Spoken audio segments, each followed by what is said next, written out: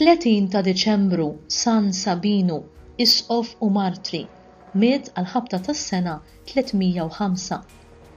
San Sabinu jingħad li kien isqof ta' Faenza u ta' Assisi.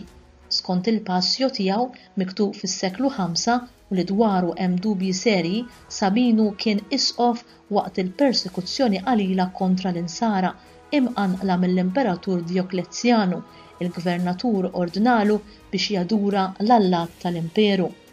Iżda l-isqof ma rridx, kollu jmaddab il-Gvernatur ordna li b'kastik jaqtaw idejn il-qaddis u jixħtuh fil-ħabs. Fil-ħabs Sabinu fejjaq raġel qama u din l-aħbar malajr xterdet u sema biha wkoll il-Gvernatur Venetuzinos li hu kien ukoll ibati bajnejh. Dan talab lil Sabinu biex ifejqu u meta fil-fatt fejqu talab li jitammet hu, martu u ż-żewġ uliedu subien. Meta Dioklezzjanu sar jaf b'dan, ordna li Sabinu, il-Gvernatur u l-familja tiegħu jiġu imsawtin u maqtulin. Kien għal-ħabta tas-sena 305. Il-qabar ta' Sabinu jinsab ftit aktar minn mil il-bogħod minn Spoleto u l-kult lejh xteret lej Assisi u bliet oħra fl-Umbria fl-Italja. San Sabinu sħabu martri huma infakrin flimkien fit-30 ta' Deċembru. Qatluhom qrib il-belt ta' Spoleto fl-Umbria l-Italja ċentrali u hemmhekk kien hemm Assisi kif ukoll Faenza, Spoleto u Cussi jissemmew bħala il-belt li tagħha kien isqof barra mill-Gvernatur Venezjanu u l-familja kollha tiegħu jissemmew ukoll Marċell u Eżu Peranzjanu li kienu djakni miegħu. Wara San Rufinu li ilu hu ddedikat il-Katedral ta' Assisi, San Sabinu u l-aktar martri meqjum f'din il-belt.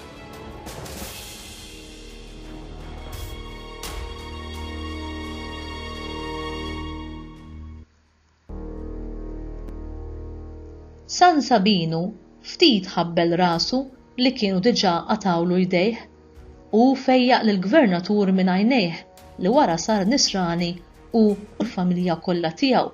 Għal dan San Sabinu ħal-mewt. Min-naħa l-oħra il-Gvernatur fiq tassew minn għajnejh u ftit wara taħajtu għal Kristu flimkien ma' familtu. X'eżempju kbir jagħtuna dawn il-martri.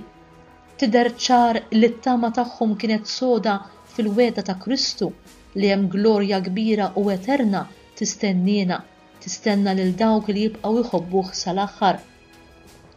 Il-Papa Franġisku fl-Udjenza Ġenerali tal-4 28 ta' Ġunju tas-sena 2017 jgħidek dwar din it-tama li kellhom il-martri.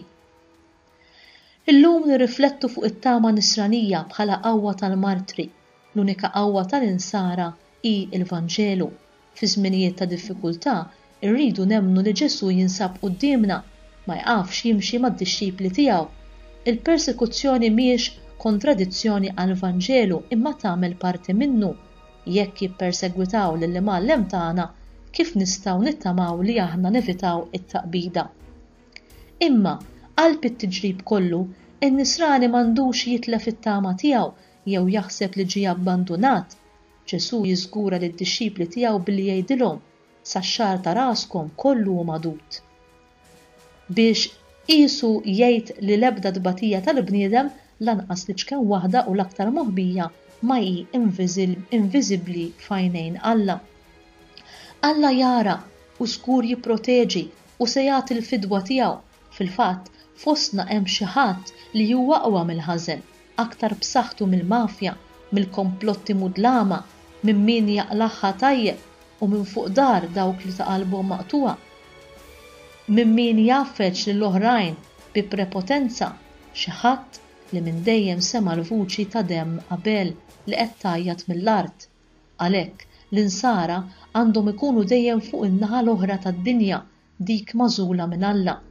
Mhux persekuturi imma ippersegwitati, mhux arroganti imma umli, mhux bejja tad-duħan imma sottomessi għall-verità, mhux imposturi imma onesti.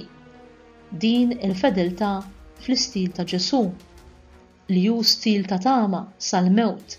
L-ewwel insara sejħula b'isem sabiħ ħafna martirju li jfisser xhieda.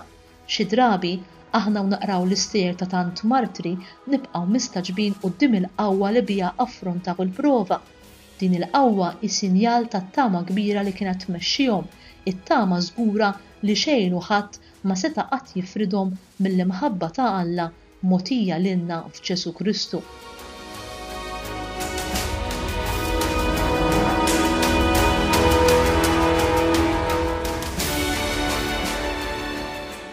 Talba. O Alla, għat-talb ta' San Sabinu nitolbuk għatina dejjem il-qawwa li nkunu xhieda tiegħek, li ngħixu it-tama nisranija fuq kollox bil-martirju moħbi li nwettqu tajjeb u bimħabba id-dmirijiet tagħna ta' kuljum.